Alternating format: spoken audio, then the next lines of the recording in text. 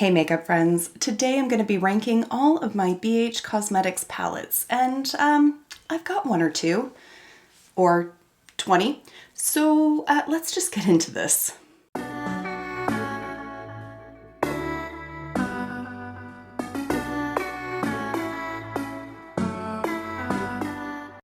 As always, I want to start off by welcoming you back to my channel, or if you are new here, then hello and welcome. My name is Kara, and on my channel, we like to mix beauty, brains, and the occasional F-bomb. To address the makeup that I'm wearing, first of all, none of it comes from BH Cosmetics. That would just make too much sense. Instead, on my eyes, I have the hydrant palette from Adept Cosmetics.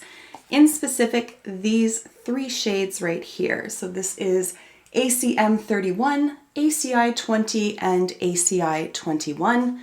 On my lips, I have Velvet Teddy from MAC, and then this insanely beautiful highlight, and the inner corner highlight is coming from Kaleidos, and this is their highlighter in the shade Skywalker.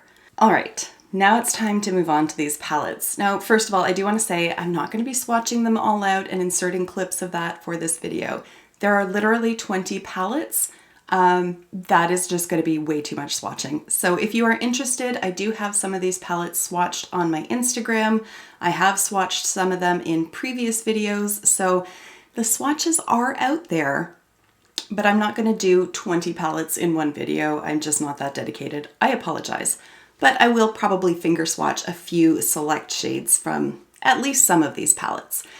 To make my life a little bit easier, I have broken down all of these palettes into 4 categories. So first up, we have collaboration palettes, where obviously the brand has collaborated with other creators. Then we have the Birthstone series, and I did order the one for May, but it hasn't arrived yet. So I've just got the first 4 from this year. Then we have the Sweet Shop palettes, and I do have all of them with the exception of the neutral one. I believe it was called Sugar Cone, but I do have 5 of those in this category. And then the largest category are these square palettes. So I've put in all the ones that deal with travel, as well as the ones that I have that deal with like the brunch themed palettes, like avocado toast and such. I don't have the mimosa palette, but I think that's the only square palette that I'm missing.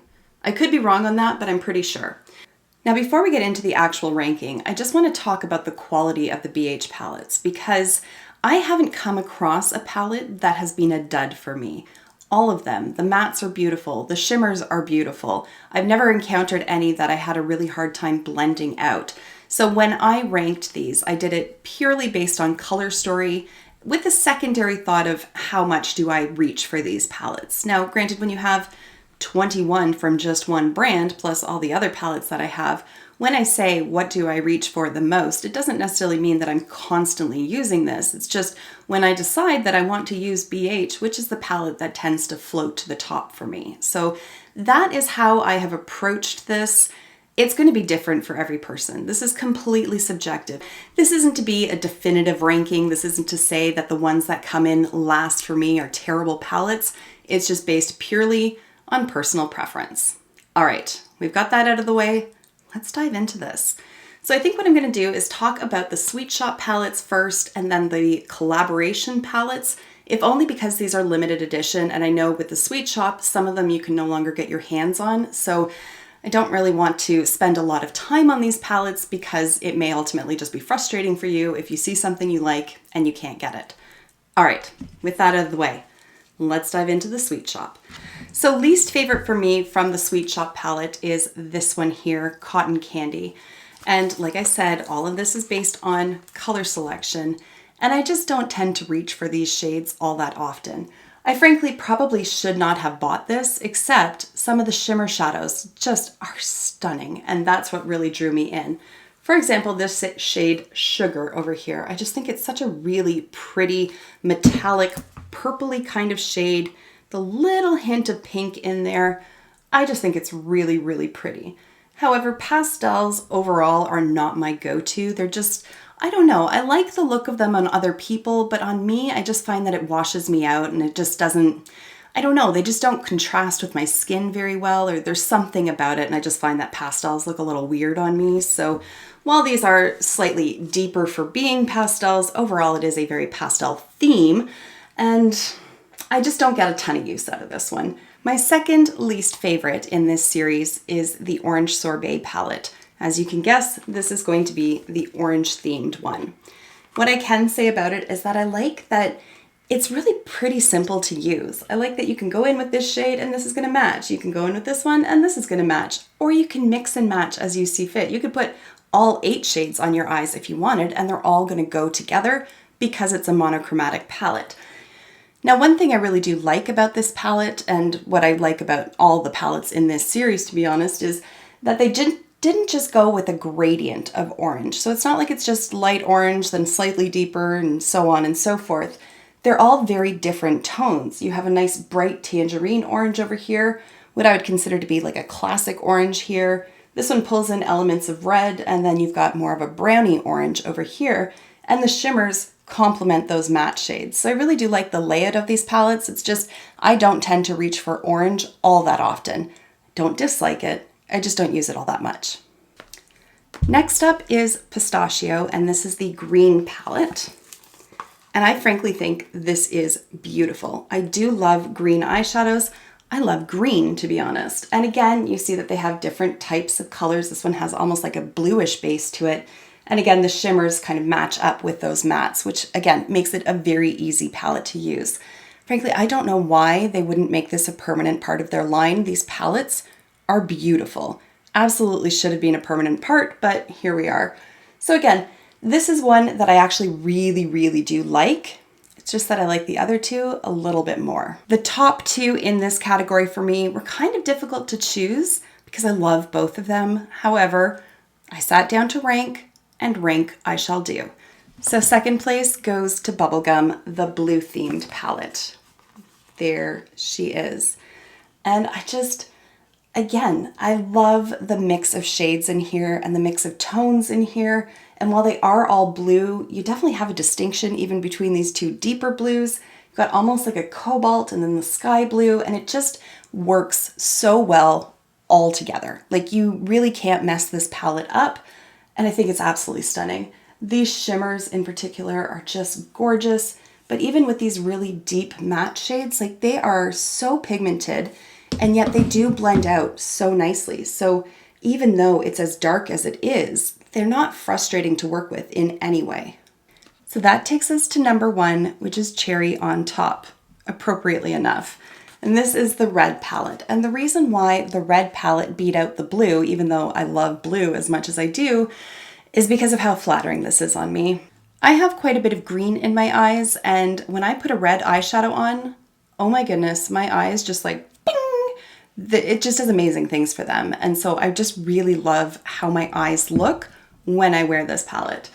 And what I really love about the red, like the true red there, is that when you blend it out, it doesn't look pink. I find a lot of red shadows just end up looking pink based. That's not the case with this one, and it's hard to find a true red shadow. But like, these are just stunning, absolutely beautiful shadows. All right, so now we're going to move on to the collab palettes. So first up in second place out of 2 is the Lunar New Year palette. This was done in collaboration with Xi Yang, and I love this palette. I think it's absolutely beautiful. Again, with those red tones, it just does something for my eyes that most other colors cannot achieve.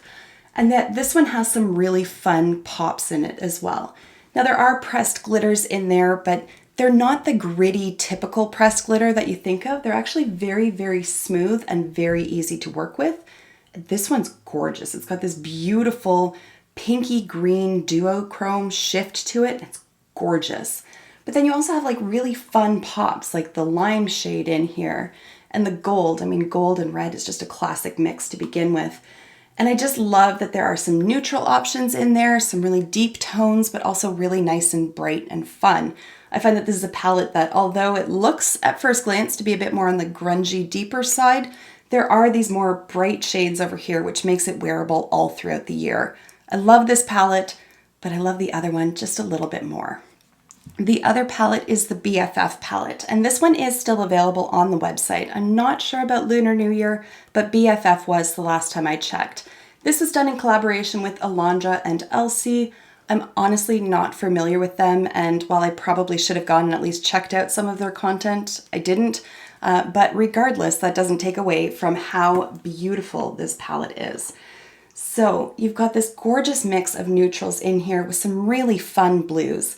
And I was kind of concerned, I don't know why, but the circular pans, well, I just said that really weird, the circular pans threw me off, and the fact that they're a little bit smaller, it just threw me off, and I don't know why. I needn't have worried because this is beautiful, and these shadows perform to the same degree as the other like square palettes do. And I just love this palette. Honestly, if Lunar New Year, if those pressed glitters had been just really foiled shadows, it might have made the decision that much harder for me. But this one doesn't have any pressed glitters in it. It does have really beautiful shimmers, and these shimmers, once they're applied to the lids, they last all day. I don't need to use any sort of like glitter glue underneath them or anything of that sort.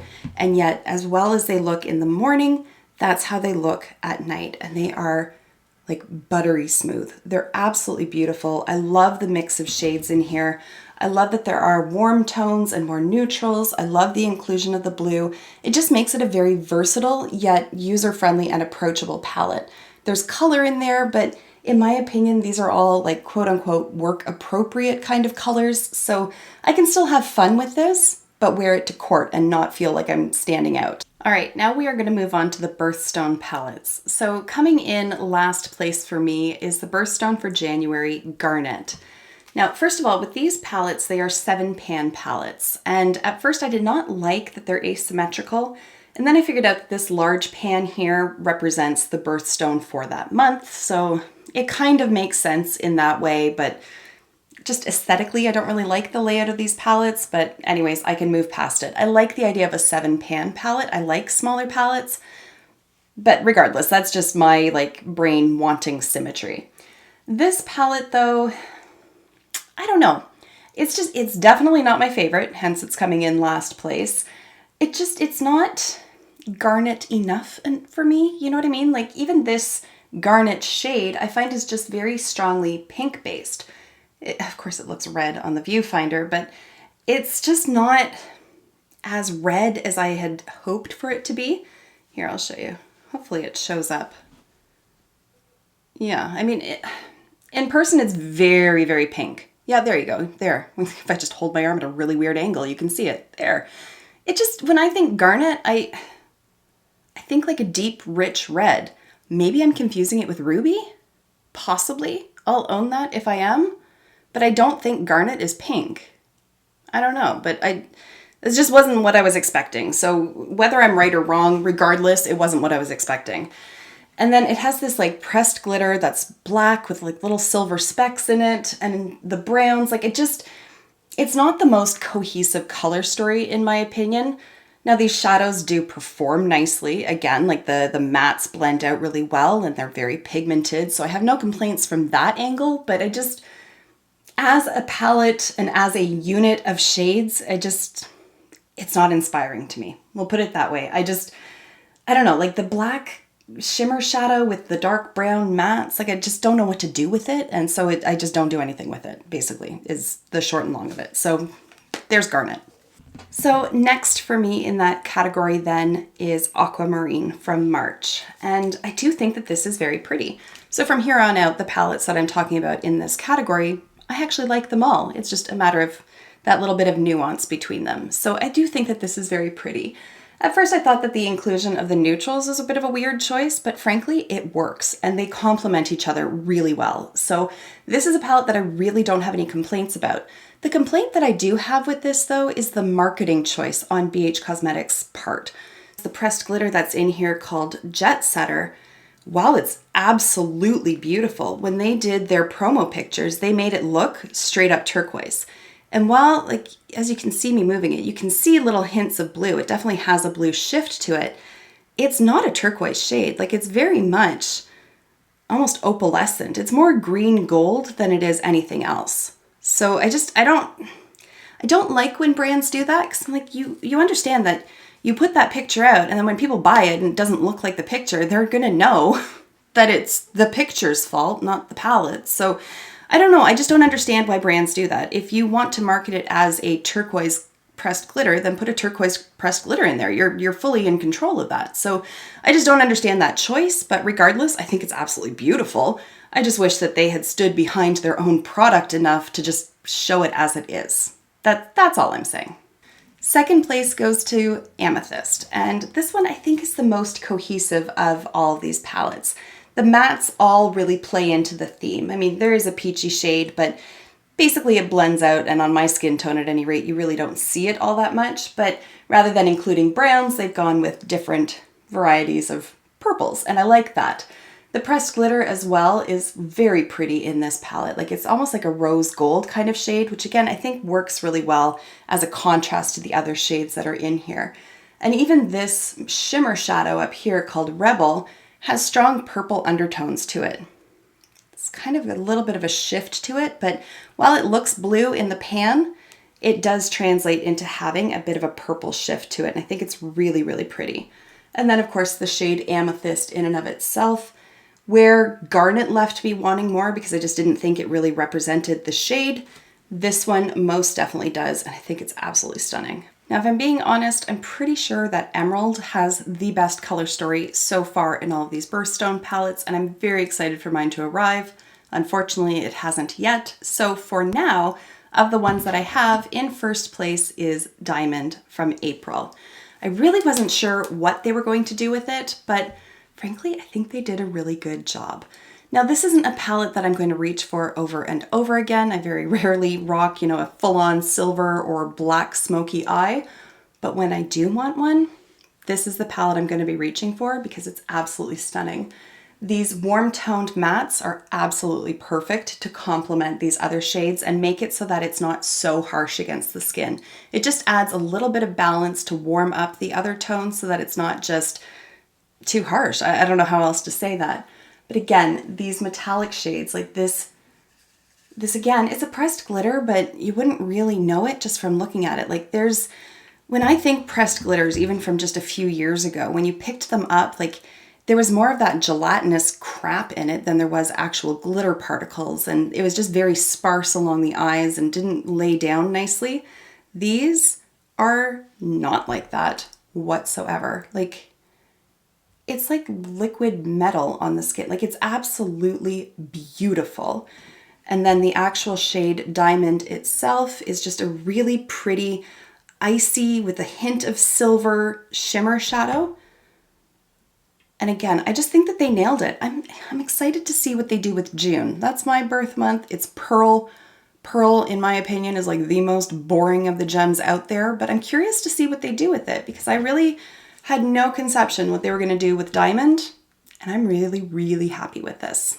So that brings us to the square palettes. Now, I do have quite a few of them, so I'm going to try to keep my commentary fairly short on each one, tell you what I like, what I don't like, and then we will move on. So first up, meaning last place, is Lost in Los Angeles. This is a more pastel palette, and as I said earlier, I'm just not a huge fan of pastels. Now, I could get past that if there were a few matte shades to deepen these up, but there's not. So when I use this palette, I have to bring in something else for my own personal preferences because I just find that making an eyeshadow look only using this palette is just too soft and too pastel, and I just don't like the way that it looks on me. This is a good companion palette. It's just, as a standalone, it's not my cup of tea. Next is this one here, the Summer in Saint-Tropez, and it's kind of the same idea for me. This one does have a bit more in terms of depth to it, but overall it's just not a color story that I'm wild about. Now, I will admit that this is a rather recent purchase for me, so I haven't had an opportunity to play with it, but in just looking at it, it's not a color story that super inspires me. So I can't say that I have regret in purchasing it because I will use it, but I'm more drawn to like these purple shades over here than anything else. I think the matte red is a little bit of a weird inclusion, but we'll put a pin in it for now because I haven't played with it. But just for what it's worth looking at it in the pan, I'm not super inspired by it. Now, as I said, this is all very subjective, and I really think that even a year ago, this palette would have ranked a lot higher than it does now, and that's Trendy in Tokyo. This is your classic rainbow palette. And I do like that it has a mix of mattes and shimmers in there, and of course that it is a rainbow. I think it's really pretty for what it is. This is one that I think pairs really nicely with Lost in Los Angeles, but on its own, I don't tend to wear a lot of really bright, colorful shadows. I certainly don't rock a rainbow look every day of the week. So it doesn't serve an awful lot of function for me, but why I like having it is that if I do decide to go down the more colorful road, there's an option in there for me. So I like having it because it does serve a purpose. It's just that it's not an everyday purpose for me. This next one is basically the polar opposite of Trendy in Tokyo, and that is Beautiful in Barcelona. Where Tokyo is very fun and bright and vibrant, Barcelona is a lot deeper.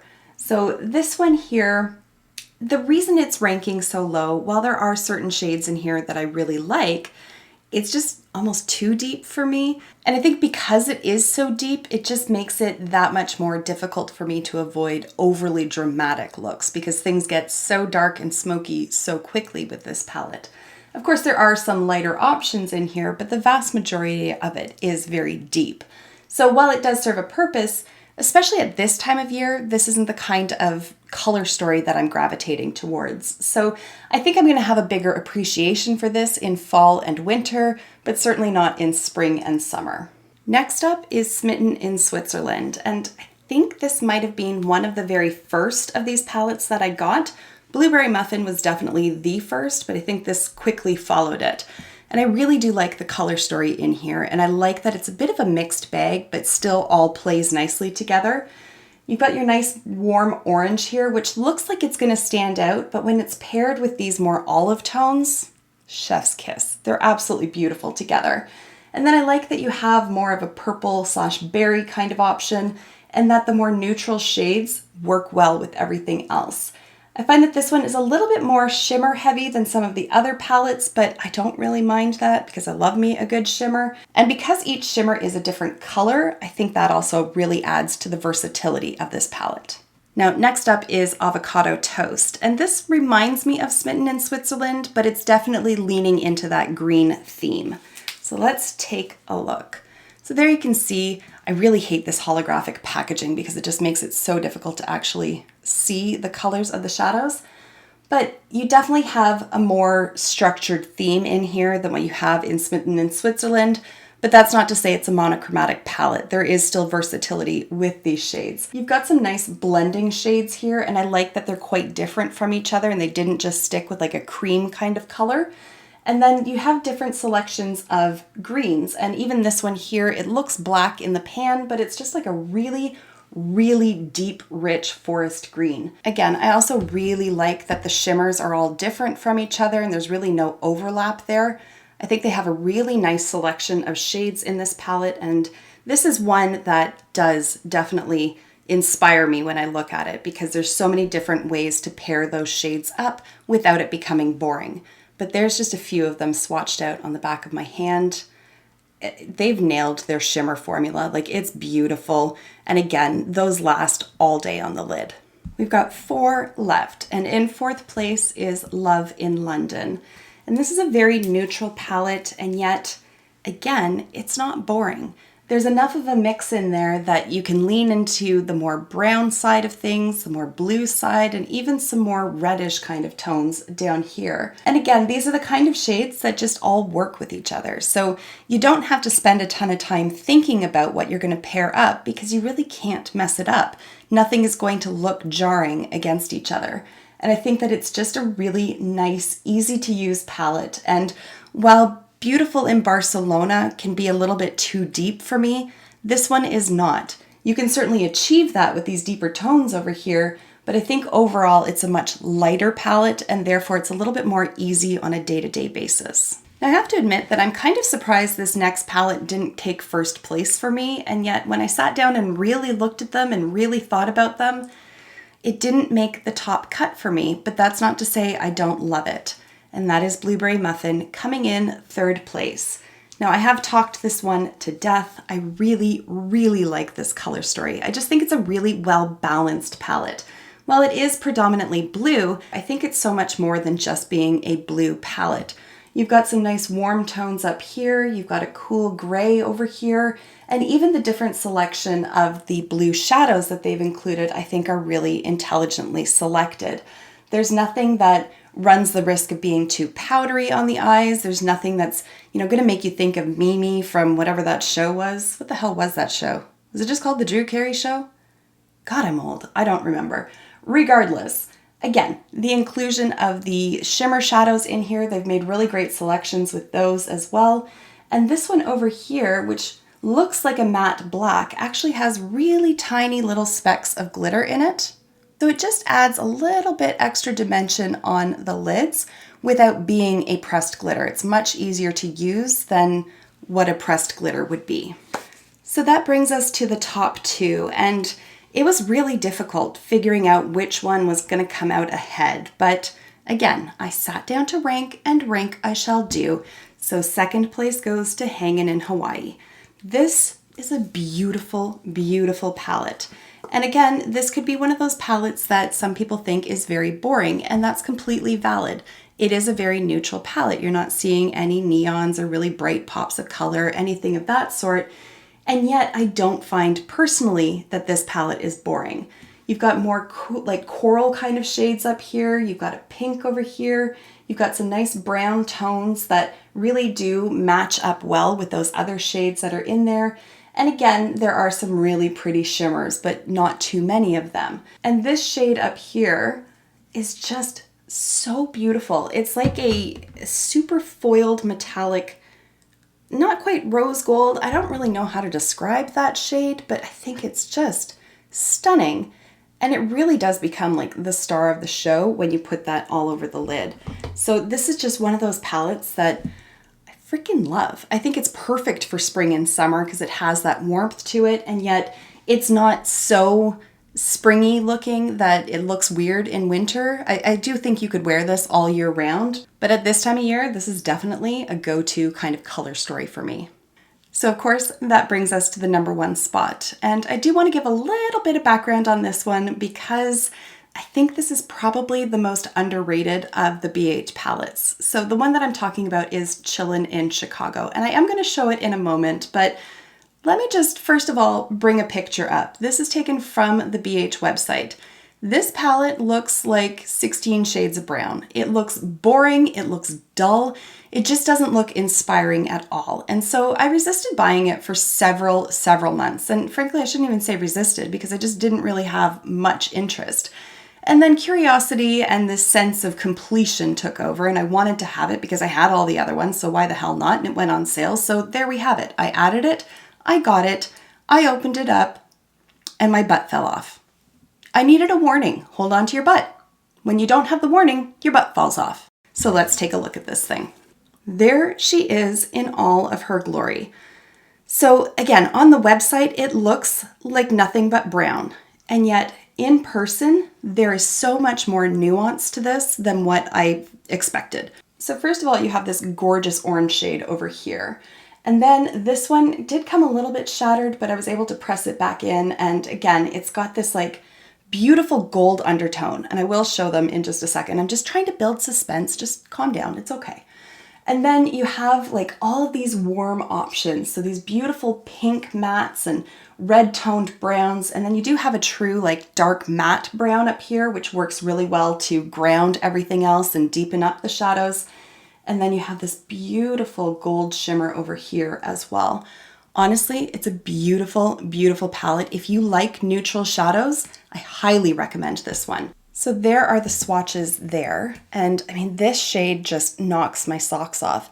My eyes immediately drawn to that every time I open this palette, but you can see just how different they really are from each other. And again, when I looked at the picture on the website, I thought they were all just kind of like, it kind of looked like a Morphe palette, if I can say that. No tea, no shade, but you know what I mean? Like 35 shades of beige. That's what I thought this was going to be, and yet it's not. It's beautiful. Now, before I close out the video, I'm just going to do a really quick comparison between Hangin' in Hawaii and Chillin' in Chicago because they are very similar.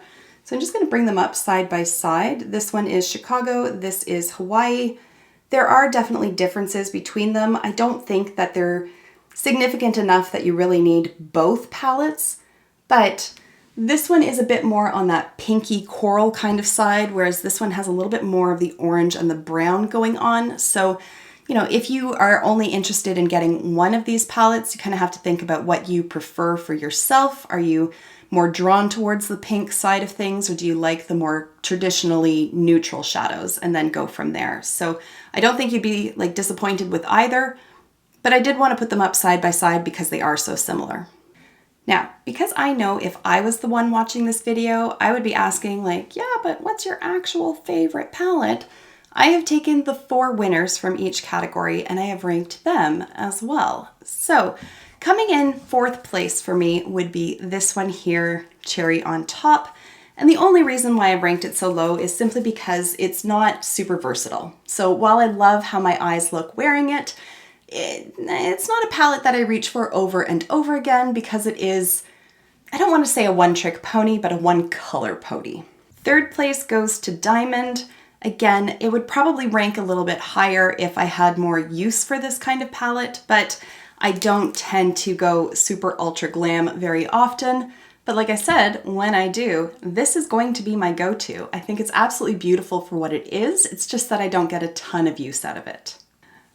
So then we have the top 2, Chillin' in Chicago and BFF. Now, if I have to pick just one, drum roll, pause, write in the comments, which one do you think it's going to be? This one or this one? This one or this one? This one, this one, this one, this one? It's going to be this one, the BFF palette. And the reason why is because it's just so wonderfully versatile. You've got the blues, you've got the neutrals, you've got some pink shades, you've got some red kind of tones in there. You've got a great mix of mattes and shimmers. I just think it's such a beautiful palette, and it's one that, you know, when people talk about like travel palettes and you only need to take one, here it is. I only need to take one if I ever get to travel again. But I just think it's such a nicely balanced palette and I love it so much. So there it is, BFF wins. Aww. I just realized that I had eyeshadow smudged beside my mouth. You guys are supposed to tell me when those things happen. Whatever. I also have glitter everywhere, so what can you do? At any rate, there you have it, guys. There is the ranking of my BH Cosmetics collection. I'd love to know if you have some BH palettes. What's your favorite? What's your least favorite? Let me know down in the comments below. But for now, I'm going to wrap it up here. Thank you so much for taking the time to watch, and I will see you in my next video. Until then, just be a decent human being. Bye for now.